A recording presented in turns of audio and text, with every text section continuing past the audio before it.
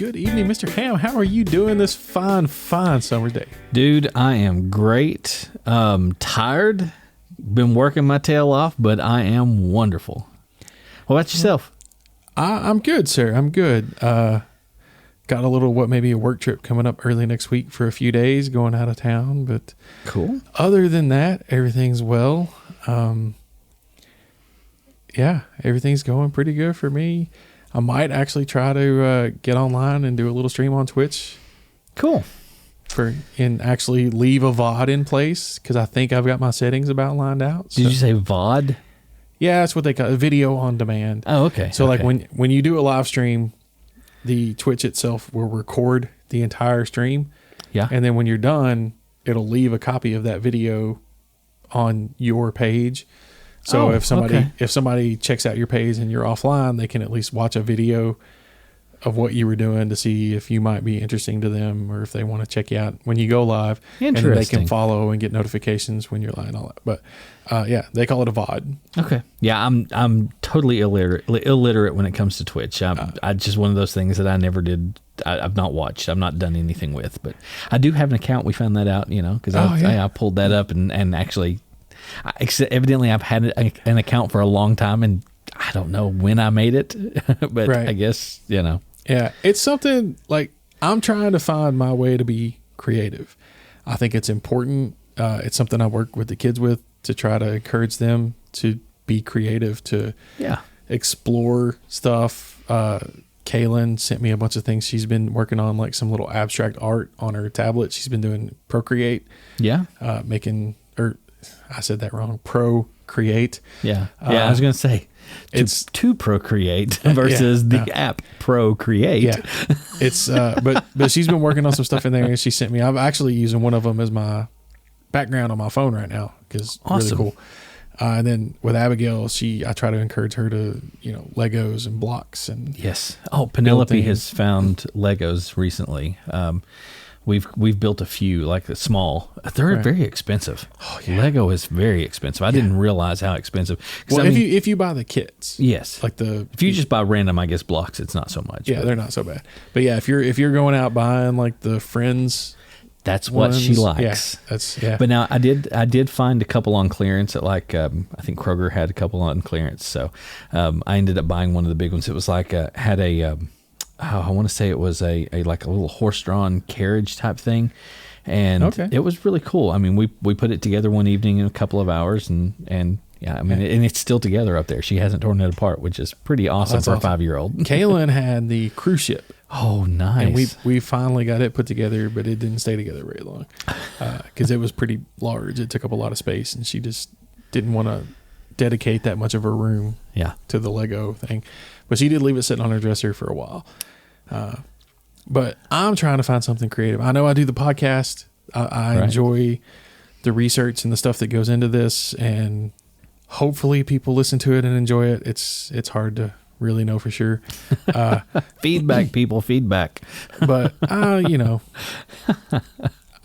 do it for myself. Right. It's nice to hear that people enjoy it, but I do it for myself. It's me trying to find a creative outlet.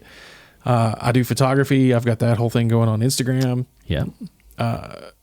Again, I don't have a lot of response to a lot of the stuff I post, but I have fun getting out and taking the photos and editing them and getting my vision down to share with people.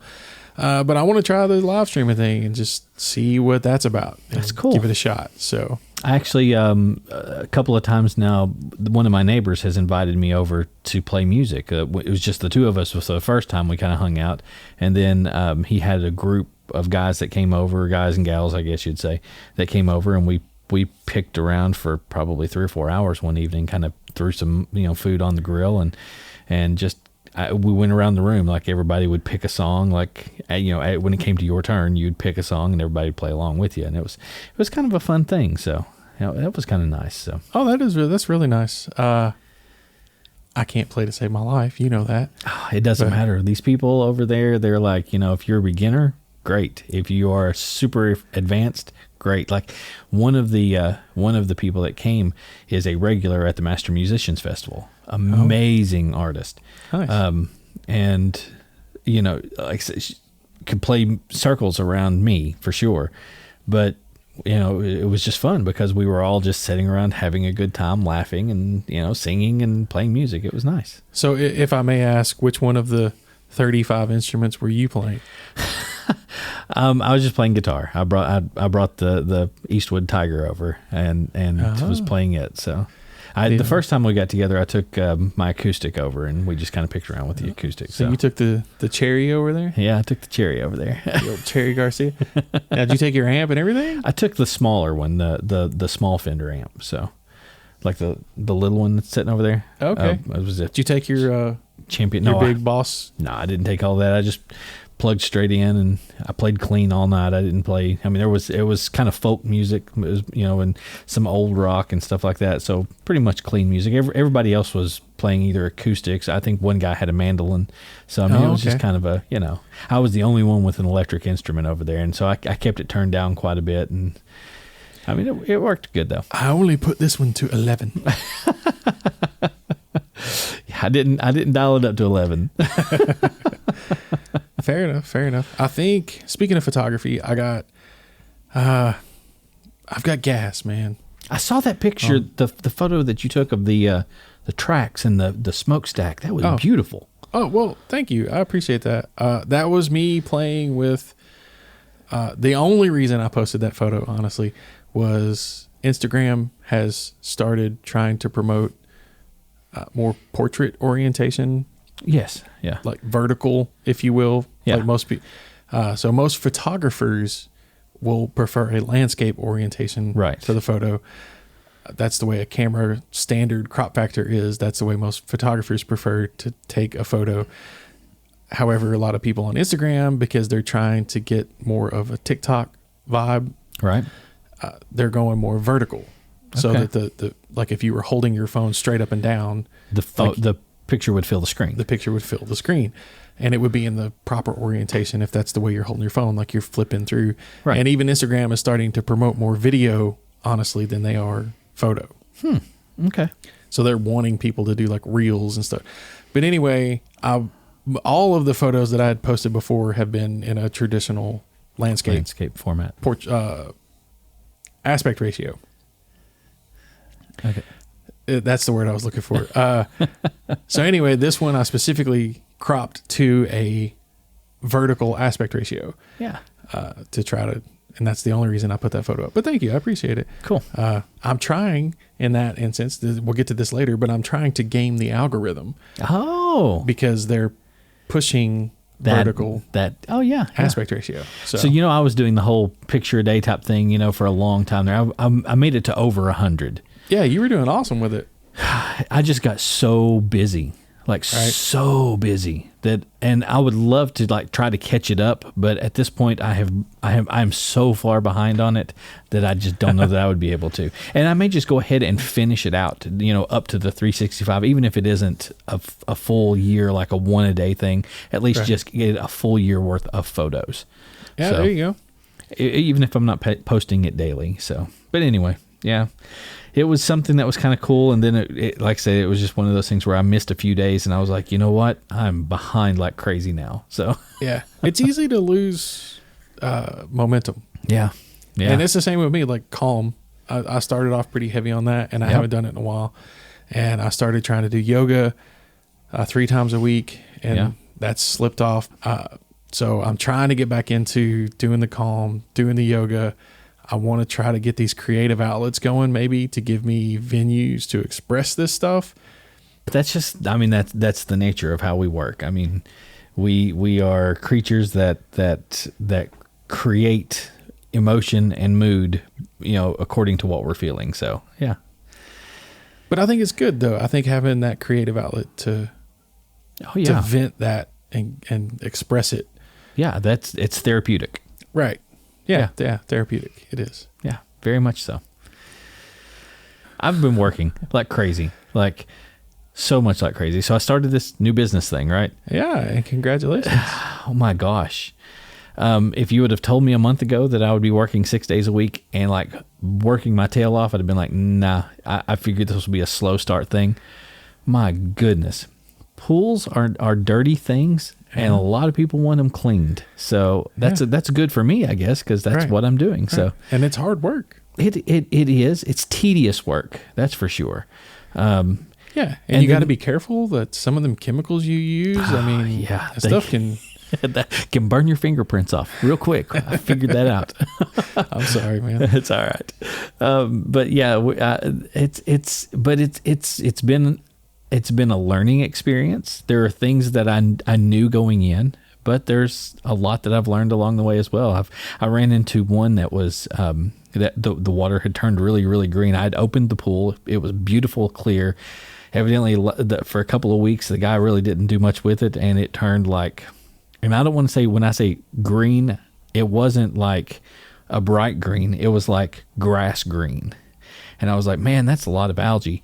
And I started dumping chemicals at it, throwing stuff at it, and it just didn't budge, like for days.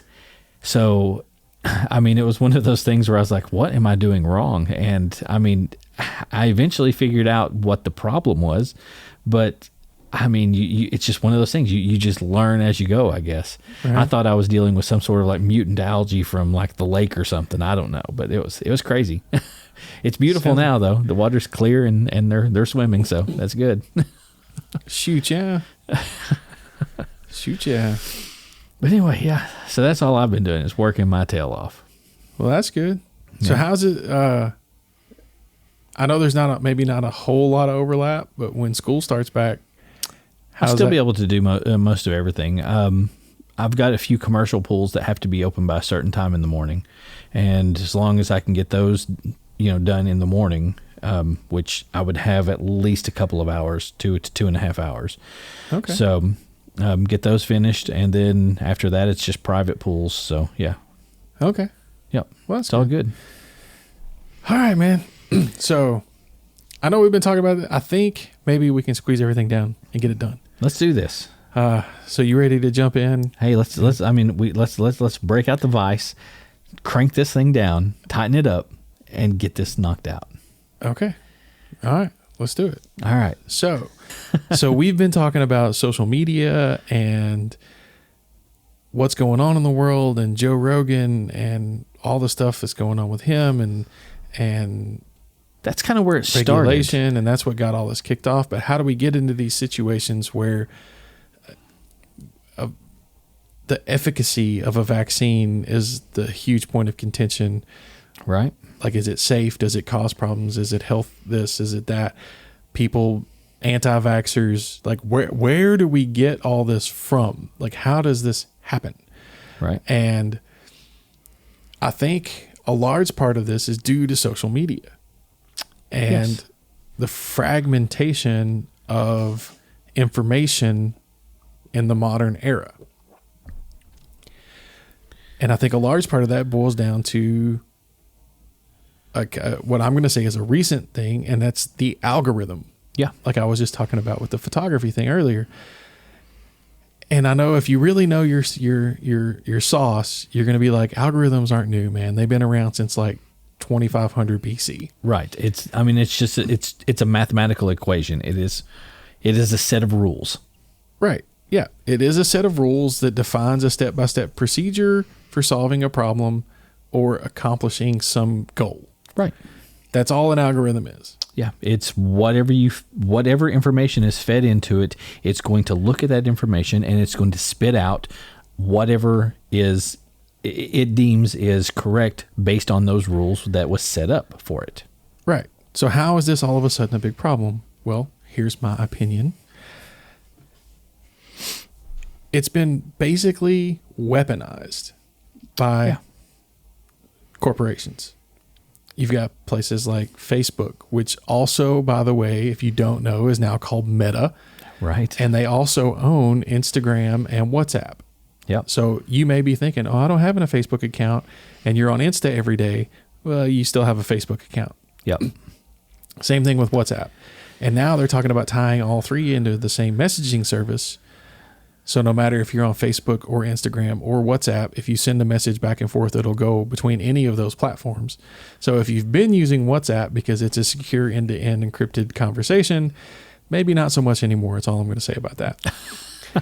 But what happens? These companies, they use an algorithm. They program a small piece of AI, artificial intelligence, or machine learning. Some people will call it that. It's kind of the same thing. They're sort of interchangeable in this context. Mm-hmm. But they will take this piece of program code that describes these instructions to accomplish a goal, and their goal is to make money. Right. Don't let anybody fool you. Like Facebook, YouTube, any Twitter, all of these places, their goal is to try to make money. Their goal is not to provide you with relevant information. Their goal is not to provide you with the things you want to see. It's to make money. Yeah. And something about the tech world, I'm just going to say it right now. Here's a good note for you. If you are not the customer, then you are the product. Okay. And what I mean by that is if you're not paying for the service, then the service is selling you to somebody else. Yeah. Facebook, Google, YouTube, Twitter, Instagram, they all sell your information to advertisers. That's how they make money. Which is why those nice little ads pop up that are specialized just for you. Right. And that's why everybody thinks, well, how does Facebook know I was looking for X or Y or whatever? Because you Google searched it. Exactly. Yeah. And they buy Google. Yep. Google Analytics. said, hey, you know what? I've got this information. These guys keyed this search in. Facebook, why don't you use your ad services to tell them, hey, you know what? This is available. Right. So, and these algorithms, the more saturation that's there, the more ads that are popped up across those platforms, the more likelihood you are to say, hey, you know what? I'm going to go ahead and purchase this item. You keep saying, man, I see this thing everywhere. It must be awesome. Yep. Well, no, you're seeing that thing everywhere because they think you're interested in it. Yep. It's not the same ad for everybody. Those ads are tailored for you. And that's what they do. They're tailored. These companies are trying to make money off of you. That's what they do. So the algorithms have been tailored to make money. Well, how do they make their money? They have to keep you on their site. That's how they make money. Yep. So the algorithm keeps serving you information and ads and posts that will keep you engaged. Right. That's all. It's things that you want to see or that it thinks you want to see. Right. And there's some stuff. I won't take it to the extremist examples that a lot of people use, but let's say you're interested in carpentry. Right. Okay. Now you start off looking at joinery. Okay, that's a pretty basic thing. If you're in carpentry and you want to build something, you got to join materials together. Right. That's how it works. That's how you construct. So you start looking at joinery. Well, YouTube starts clicking and they're like, oh, he's interested in joinery. Okay, we're going to start off with like dovetails, and then we're going to get into like mortise and tenon. And then before you know it, the next thing you know, you're into this deep rabbit hole of YouTube where you've been sucked into like fastenerless Japanese joinery, where it's all about cutting exact angles to pieces of wood so that when they lock together, they can never come apart again. And that's the same thing. That's the same process of radicalization that occurs on other topics. We won't get into it, but on other topics. Yeah. You start off with this innocent enough query, and before you know it, you're looking at Japanese fastenerless joinery. And you don't even realize that you've been sucked down into this hole because it was a gradual process of... It's a slippery slope. Right. And it started off with an innocent query that you were actually had some interest in, and they've, now you're looking at people and going, you're doing pocket screws? How dare you, sir? Pocket screws. Ugh. Yeah. That's how it starts. That's I'm trying to make it a less controversial topic. Right. To get the point across. I don't want to hackle any feathers or whatever, but that's what happens. You start off on a certain path, and before you know it, anybody that would try to use a pocket screw is just the devil. Yeah. Yeah. because they don't know the glory of the Japanese fastenerless joinery. Like, but that's what happens. That's what these algorithms do. They just serve you into these engagements, sucking you into more and more and more and more. And before you realize it, you've gone from a basic screw and nail to this crazy off the charts complicated thing. And it all makes sense to you. So that's the thing. And I think that's what's so dangerous about it, is that it is such a slow process and such a gradual, slowly moving thing, right? That people don't even realize. Like I'll do the same thing. You know, I'll be looking at one thing, and next thing I know, it's I start going deeper and darker into the woods, and I'm like, how do you get there? And it's just so slow and so methodical, and it's dangerous. It gets very dangerous. It can be, depending on what kind of stuff you're looking into. Yeah. I mean, it's very easy to wind up somewhere that you never meant to go. Right. And it can happen sometimes before you realize it. Yeah. Yeah. You're absolutely right. It's the frog in the water. Like, you never notice how warm it's getting until it's already cooked. Right. And that's what these algorithms do. They funnel you into these news sources and these videos and this information, and then it only continues to serve you similar information. Right.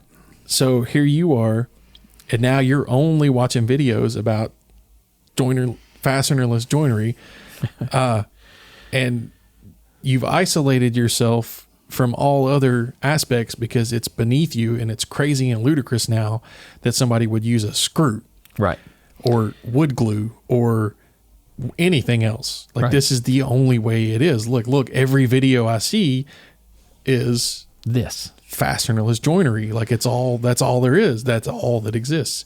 And now you have you have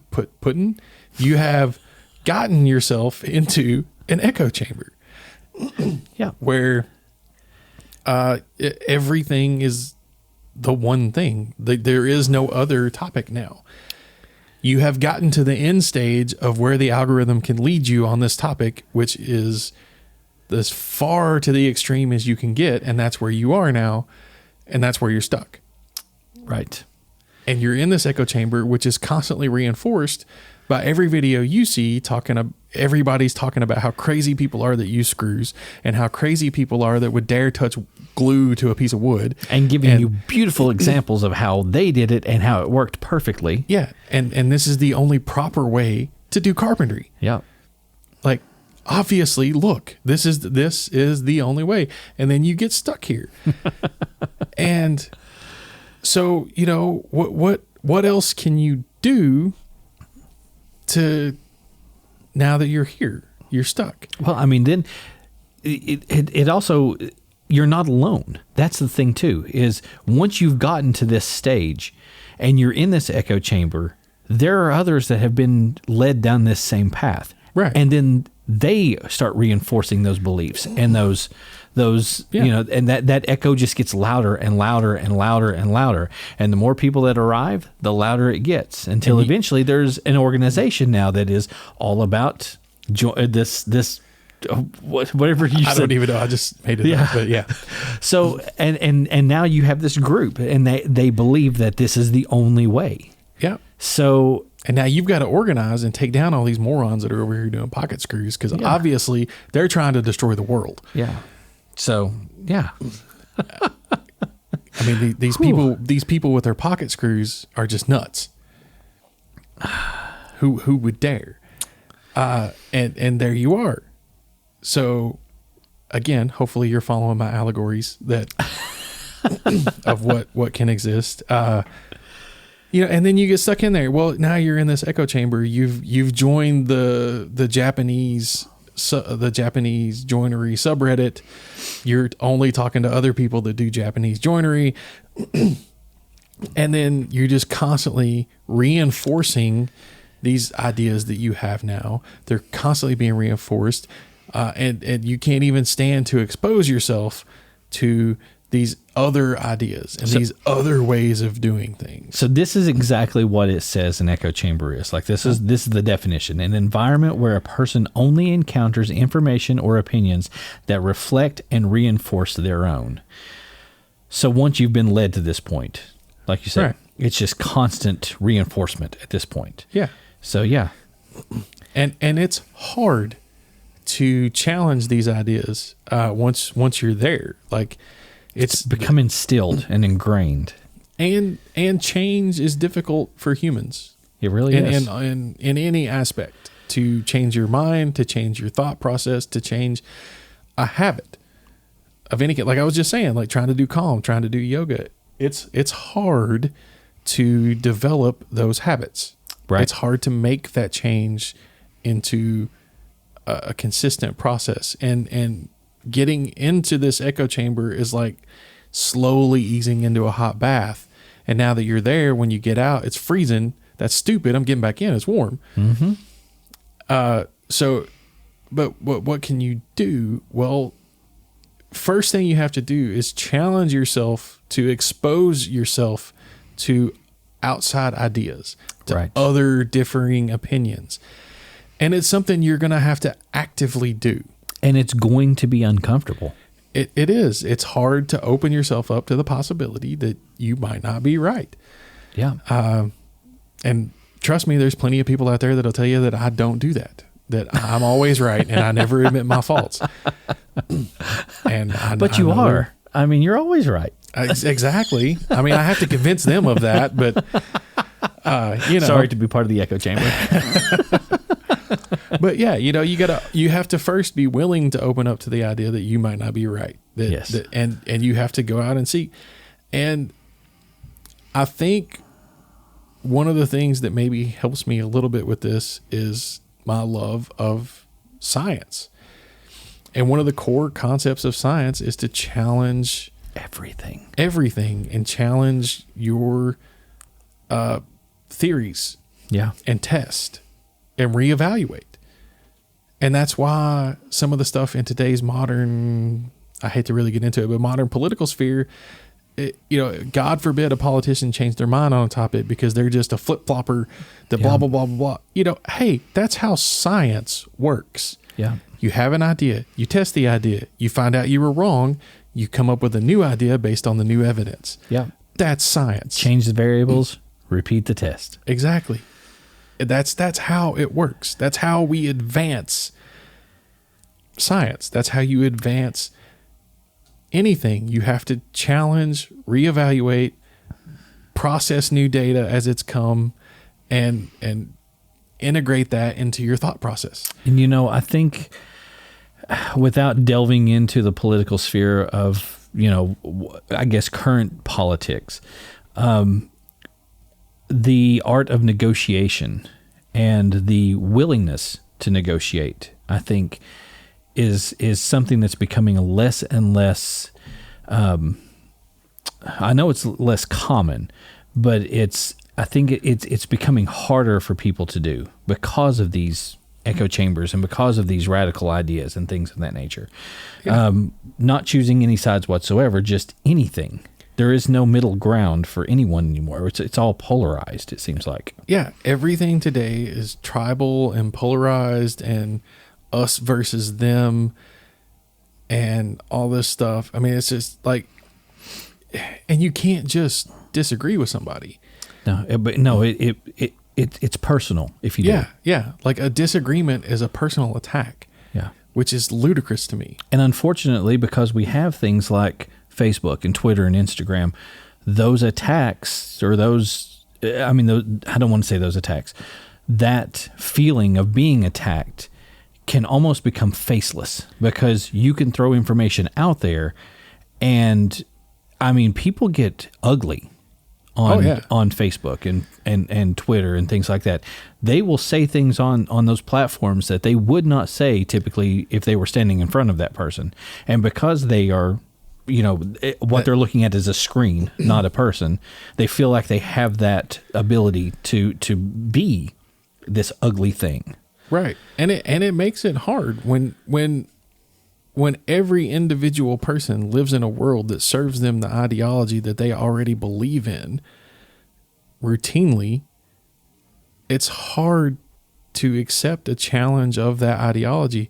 Everything you see says you're right. Yeah.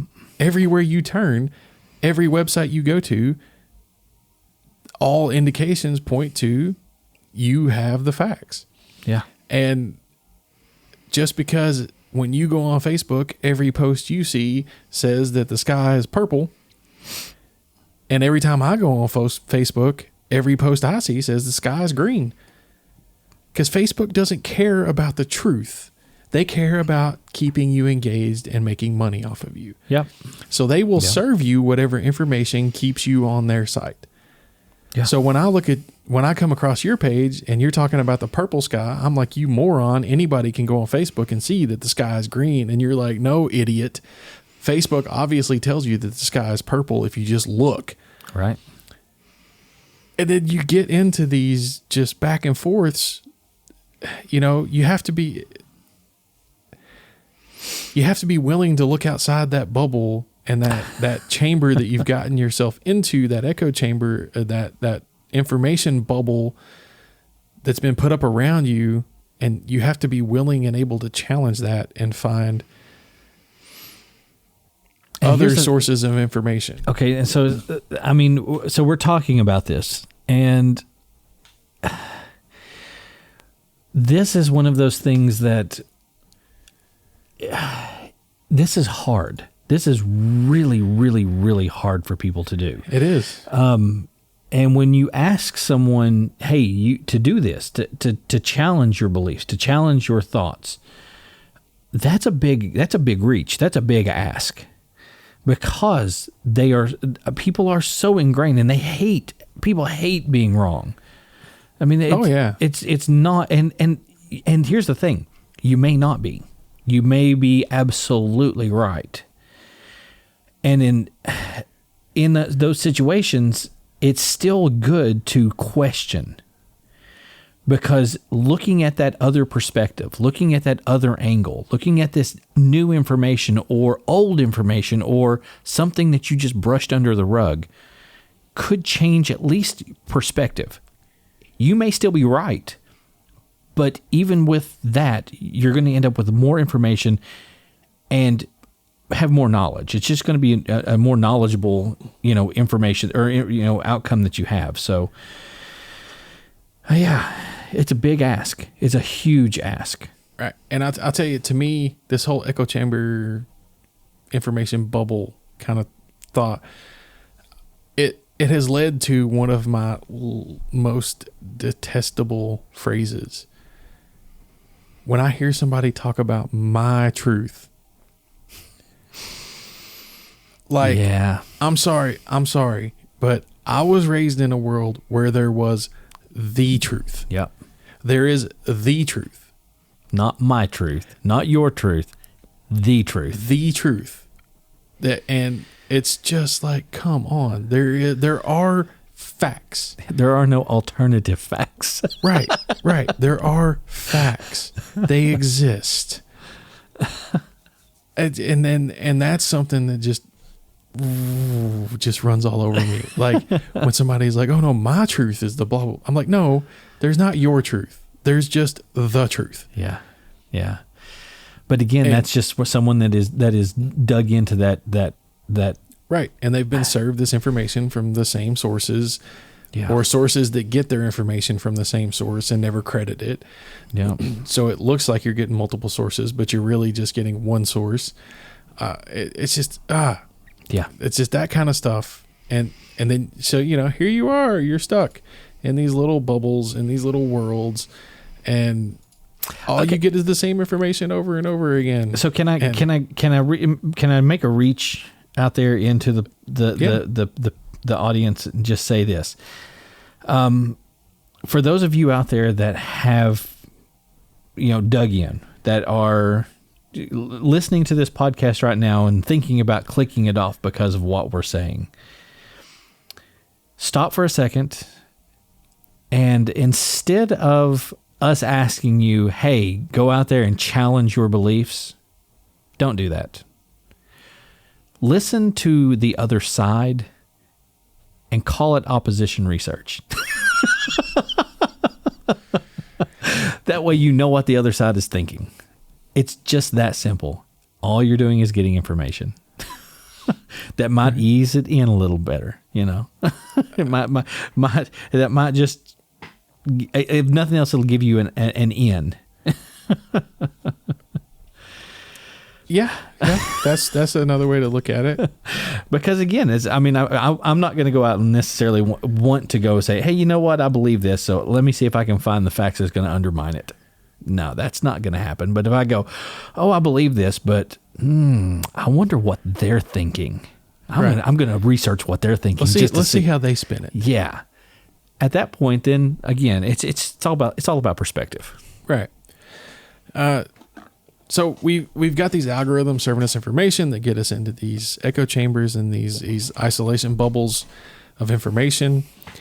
And one of the things that helps hold us there is a human condition called confirmation bias.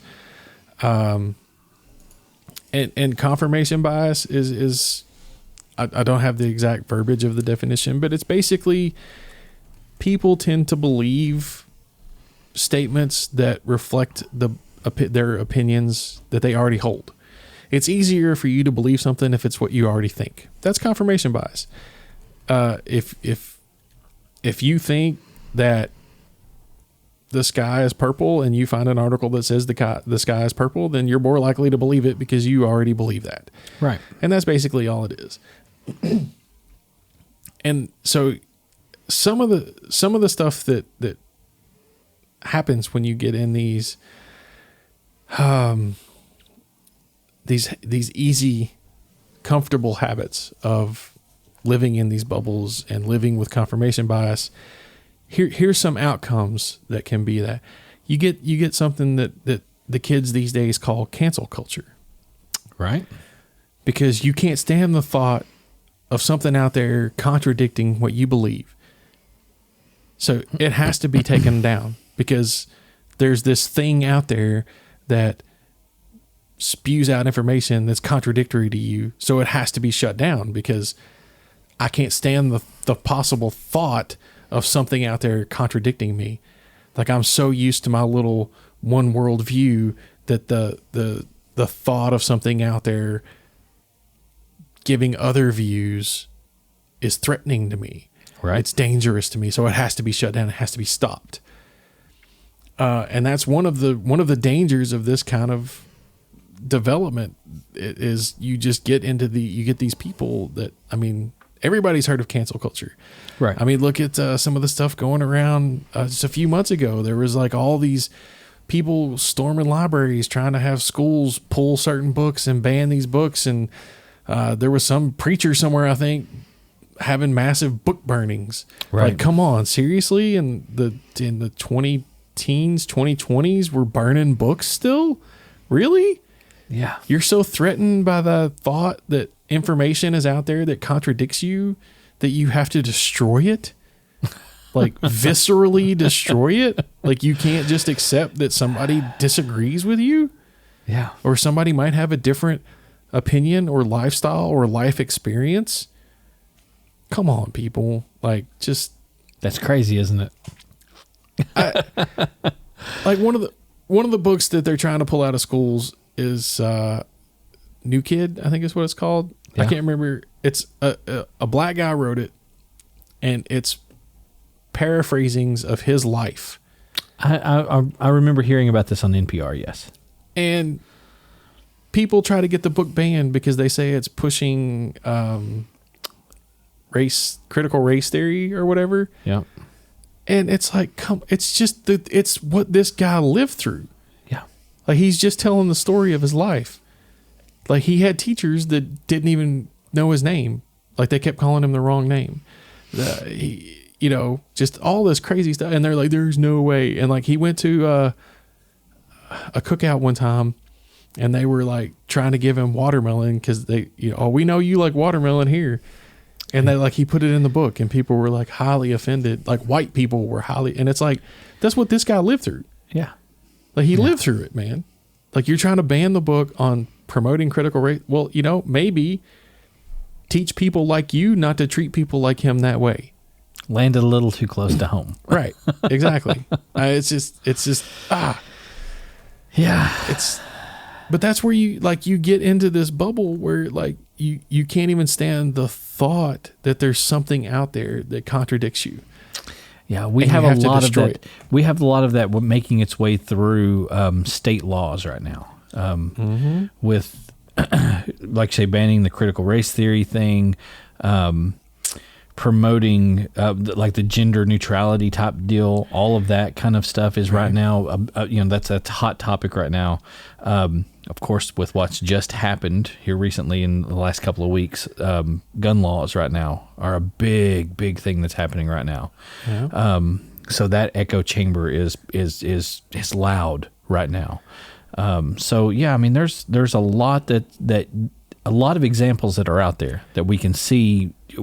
We don't have to look far to find them. Right. Okay. So we've got the algorithm serving us dedicated information that pushes you to a more radical and extreme position, which leads you into these echo chambers and isolated information bubbles.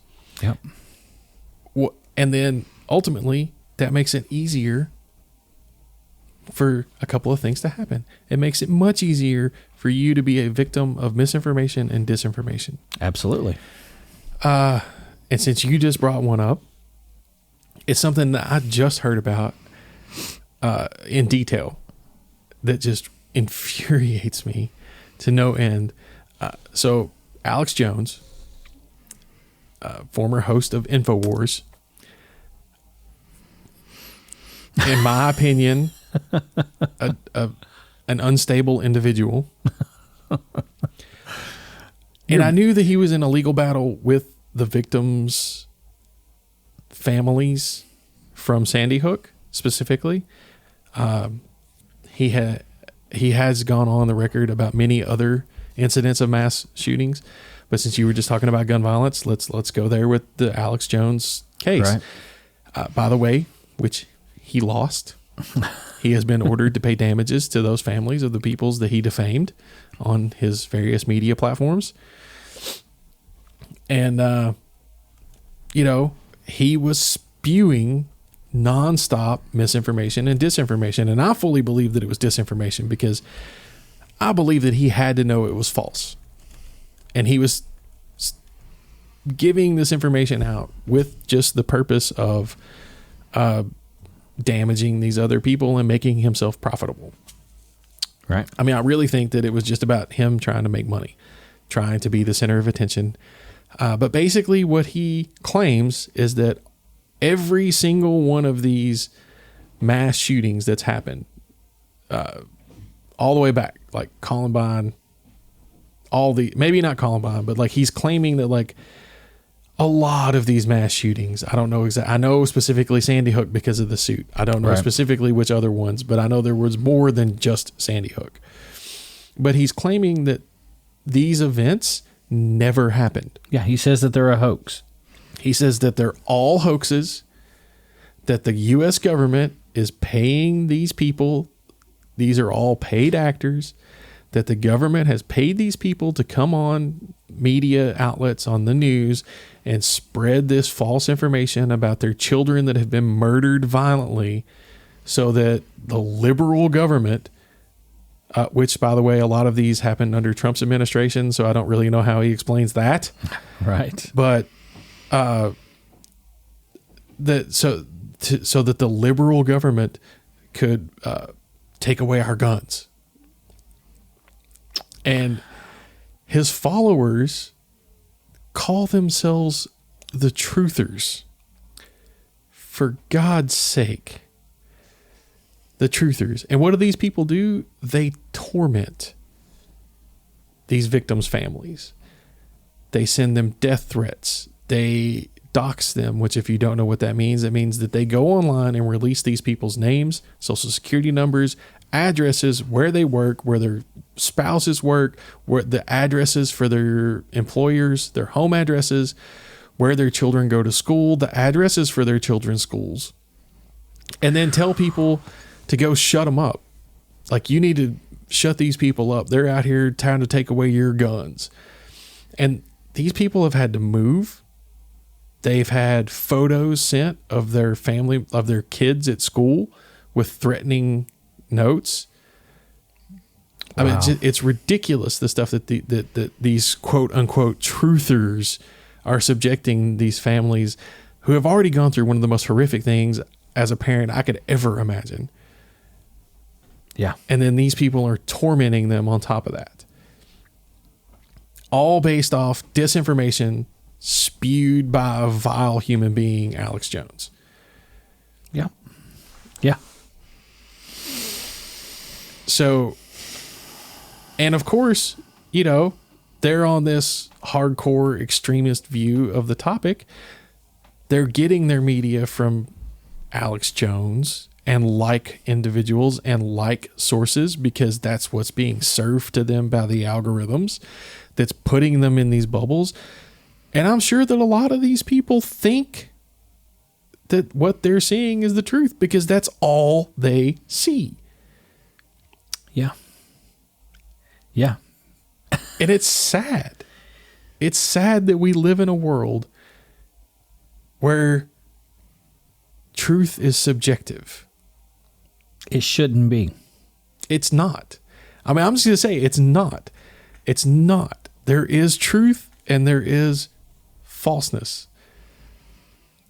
This whole like, well, my truth is no, there is no your truth and my truth. There's truth and not truth. Like, and we both might be wrong. I'm going to go out on, I'm going to make a bold statement right here and say that probably a majority, 70 to 80% of the time, the truth is somewhere in the middle. Yeah, I can see that. I mean, I can agree with that. Most of the time. Yeah. But like in this instance, specifically with like Sandy Hook, those people lost their kids. They were killed. Brutally, in cold blood, those children were murdered.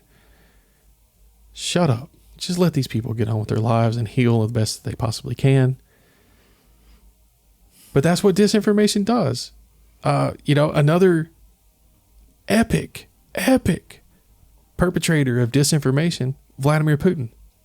Absolutely.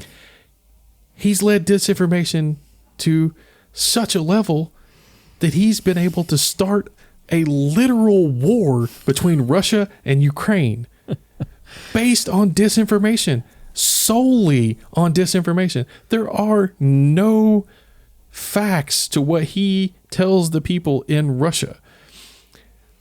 Those people in Russia who get their media from the government, from government-supported news agencies, from any broadcast news agency in Russia right now, because anybody that dared present any information outside of the governmental narrative has been shut down. Absolutely. Those people are told that Russia is saving Ukraine because the Ukraine government led by Zelensky is akin to Nazi Germany, yeah, with Hitler in charge, and Zelensky is Hitler, and he's wiping out these northeastern different race people that live in the northeast of Ukraine. Zelensky is in there just murdering them for no reason, which is completely untrue. Yeah. But that's what everybody in Russia believes because that's all they're being told. They have been isolated. They have been forced into this information bubble, not by their own choice. Like the government has shut down all outside communication, and any organization that tries to provide a different narrative immediately gets shut down. The leaders of these organizations are threatened, poisoned, sometimes even killed or shot to stop them. And this is like the apex of disinformation right here. Like this is the epitome of what disinformation can do. Like he has led an entire country to war. And there are a lot of people in Russia who don't have the technology or the resources to find outside information other than what they're being told by the official government narrative. To find truth. And they believe it. because that's what they're hearing. That's what every news source, every news channel, every newspaper, every website that they can view, that's what it tells them. It tells them that, Zelensky's over here committing mass murder, genocide against these people, and Russia is the only country trying to stop him. Yep. We are the savior. NATO is helping the Nazis. Russia is the sole good guy in the world trying to put a stop to this genocide. And that's what they believe. Yeah. And that's disinformation. Like I said, this is the apex. This is the pinnacle of disinformation. This is how dangerous it is. Exactly. This is the danger of it. You get people like these truthers that follow Alex Jones threatening victims of mass shootings' families. You get people like Vladimir Putin starting a literal war with another country, all based on disinformation.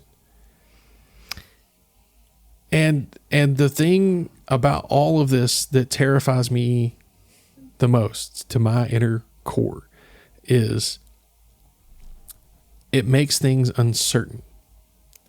It does. Because people don't know what to believe. If all your news information is one thing and all of my news information is another thing, who's right? How do you know what's real and what's not real and what's fake and what's been distorted and what's lies? Where is the bias? Where is the... How can you tell? And what scares me about that is when things are this uncertain, people look for certainty. And just as an example, do you know who's always very sure about everything he says? Yeah. One Donald Trump. Yep. Oftentimes in times of uncertainty, when left to the masses, people will tend to and this is historical, it's not just me, the masses will tend to favor totalitarianism. Yep. Those confident people that know what they're doing, quote unquote, know what they're doing. Right. They want the guy that says, I don't care what evidence you show me. This is my opinion. This is the way it is. This is how it is. I don't care what you say, what you do, how you prove it. You're wrong. I'm right always. That's what people want when they're uncertain and scared. Yeah. And unfortunately, the world is that way right now. The entire world is that way right now. It's not just us. It's not just this country. Globally, there is uncertainty. Look at the UK, Brexit, Canada, Ukraine, Russia deal. You got China. Look at France, China and Taiwan. Yep. Right. That's a big powder keg. I mean, anywhere in the world right now, it's just everything seems like it's on the verge of chaos. And in these times, people look for certainty. And I forget the quote. And it's confidence. Man. It's the confidence that they look for. And those people that are so confident in what they're doing, whether it's right, wrong, indifferent, whatever, as long as they seem confident, they portray that, they perpetuate that. That's where they gravitate. It's credited here to Bertrand Russell, which sounds right to me, but it could be wrong. The whole problem with the world is that fools and fanatics are always certain of themselves. That's true. And wiser people so full of doubts. Yeah. I mean, to me, that says it.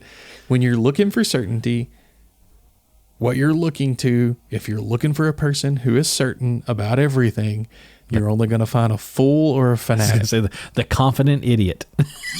Well, I mean, it's or a fanatic or like a zealot. Yeah, you're right. Like, I mean, it's either a fool who just doesn't know enough to know they're wrong, or a fanatic who doesn't care that they're wrong. Yeah. They're going to march forward anyway. And that's, unfortunately, that's the way it is.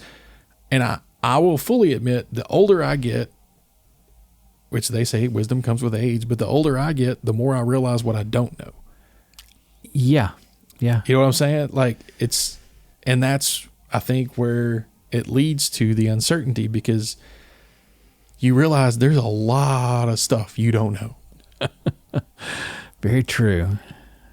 And it makes me hesitant sometimes to give an opinion because I don't know. Right. And it's hard to find the truth now. It depends on what source you pull up as to what the truth is. It seems like is global warming a thing? The truth seems like it's a drop in the bucket. Right. It's like, is global warming a thing? Well, if you look at scientists, they say yes. Yeah. But if you look at other people, they say no. And it's just a question of, do you believe science or not science? Yeah. I don't know. But anyway, I think we've led it into the conclusion. I don't know how we can go higher than potentially kicking off World War III. Yeah. I mean, that's kind of the like you said earlier, the pinnacle or the apex of all of this. And this is why I think it's dangerous. Like that specifically. I mean, yes, that is the most extreme possible example. But no, you're right. It is the most extreme example, but it's also a relevant example because it's happening. Right. It's not because it's not a hypothetical. It's there. Well, depends on where you look. That's the problem. I mean, but I'm just saying, like, even on smaller scales, okay, maybe we're not talking about global war, right? But conflict, it's going to create conflict no matter what. You're right. Even on a small scale. I mean, if you're looking at pocket something, screws are great. I dare you, sir.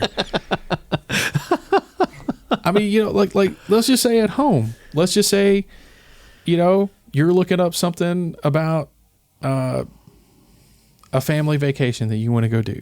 Yeah. And you want to go to Red River Gorge. And what you're looking up is photos of the gorge and how beautiful it is and picturesque, and these sunrises and sunsets and the natural bridges and all this stuff. But, maybe your wife is looking up the Red River Gorge and her search history is a little different than yours. And she's seeing stuff about all these people that die in the gorge and fall off the bridges and go missing and they're never found. And she's like, well, what are you, crazy? This place murders people. They just disappear. Everybody that goes to the gorge dies. And you're going, no, it's a beautiful, awesome place. Look at yeah. That's these bubbles. That's these algorithms at work. Feeding you information. Yeah. And I mean, it can create even small scale conflict when you don't have the energy or the desire to break out and go beyond and look up this other stuff. And, I mean, to me, like I try to find unpolitical examples. Okay, so wait. Something too, though, we've talked about this before too, is just the human bias in our searches and things like that. So even when we are looking up, or if we do have that with it, that will to go outside of the bubble, finding the means, I guess, to make those searches and to do it in a way that is unbiased. Yeah, to do it in a way that your query doesn't color the results. Exactly. That's hard to do. It is. It's difficult. That is very hard to do. Yeah. But I mean, to me, like I said, I'm just trying to think of examples that aren't religious or political or whatever. Yeah. To illustrate that not everything is life and death. Right. I mean, I'm just talking about a family trip. Yeah. Like a day trip. But that illustrates it perfectly to me, is like, my searches are, because I love photography and I love landscapes, and so my searches are all about the beauty and the this, and maybe mine, I look at the risk assessment things, and and my search goes, okay, yeah, there's some pretty pictures here, but I mean, 7 people died last year from. I mean, you know what I'm saying? Yeah. So you didn't get that. You didn't get that in your search. Yeah, I didn't get that. All I got was pretty pictures of sunsets and sunrises and fog and you got all these people every year. The average of deaths here is this, and these many people go missing and are never found, and and that's just what happens, and you don't know because. And then I would literally have to go break out of my little bubble and go pictures from. Yeah, right. Or I would have to break out of my bubble and go risk assessment of deaths in Red River Gorge. Exactly. But the thing is would we know to do that? No, we don't. But that's kind of my point. It's like it's the danger of these tools. Okay, I promise this is the last episode of this run. We're not going to talk about this stuff ad nauseum anymore. I feel like I finally expressed all of my thoughts on this in a slightly more coherent way. Yeah.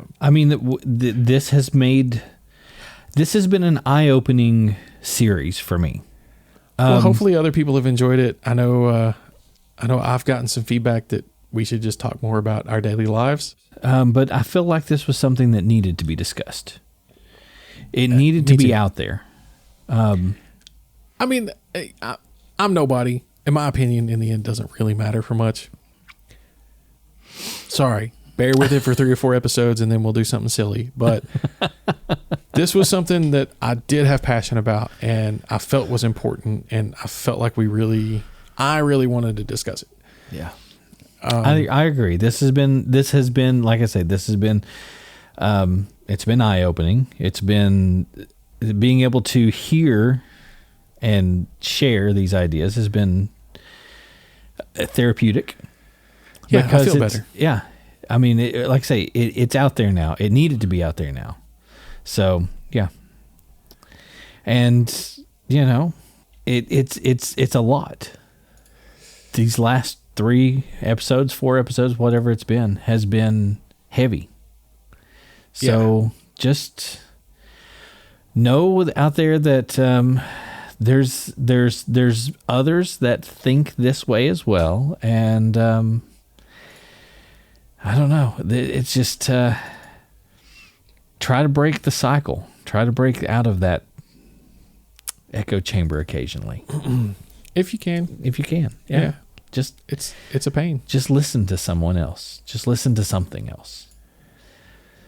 I'm gonna try my best to listen to rap. I'm a Grateful Dead guy. I can't do the modern mumble rap. Like if I'm gonna listen to rap, I got to go back and do Tupac. Tupac, Dre, Biggie. Yeah. I can't do this whole mumble rap thing. Just no. Yeah. But anyway. Hit us up. Let us know your thoughts, your opinions. Did we explain this well enough? Are we a couple of morons? You can shout at us on facebook.com/groups/twomindspodcast. That's our group page. You can join. It's open to the public. Drop us a comment. Let us know what you think. You can also find all of our shows on our hosting site, twominds.podbean.com. or on Spotify or Amazon Music or Apple iTunes Podcasts, whatever they call Apple Podcasts now. I don't know. I have no Google idea. Podcasts. You can find us on anywhere. Look up Two Minds Podcast. Look up either Jeremy Ham or Jason Claywell. You should be able to find us. You can send us an email, twomindspodcast@gmail.com. And I think we still have a Twitter account, right? Two Minds Podcast is our Twitter account. So that's it. Yeah. Shoot us information. Give us some feedback, or give us some topics, something that you might want to hear. Now that we have kind of gone through this big heavy one, let's talk about some things that are a little lighter and a little more, I don't know, I guess easier to listen to. And just if there's something you want to hear, shoot us a message, shoot us a text, shoot us a tweet. And we will absolutely respond, and hopefully, it might be something we're like, hey, you know what? That's really cool. Let's do this one. I'll tell you what, I'll make you a guarantee. Anybody that communicates to us in one of these printed media forms, Facebook, email, Twitter, a written message to us in any way, you tell us what you want to hear these two idiots talk about. We will put it on the next episode that we do after we receive Send your us message. a pigeon, dude. Send us a pigeon. Yeah. tie a message to a carrier pigeon's leg and send it over here. Whatever. If I promise you, if we get something in print, we will at least discuss it on the next episode after we get that. And that offer will stand for until the end of June. Yeah. Yeah. Well, I don't know. I don't want to put it out there forever because we might get quite a backlog of topics. But this is true. But I mean, yeah, you're right. At least that'll give us a list as well. Well, though, that's true. There's sometimes we're like, well, what are we going to do the next episode about? Yeah, so true. Yeah. Anything you want to hear us talk about? Anything you want to let us know? If you have those tools and you want to go on your podcast application of choice and leave us a review, we'd appreciate it. Mm-hmm. I know iTunes offers that. I don't know. Google Podcast probably does. I don't know. But if you want to give us a review, awesome. I think Podbean does as well. You can write reviews and make comments and things like that. Yeah. Good reviews, bad reviews, whatever. Let us know. Yep. All right, awesome. man. We'll catch y'all later. All right. Oh, Jesus. Do you feel like lighter?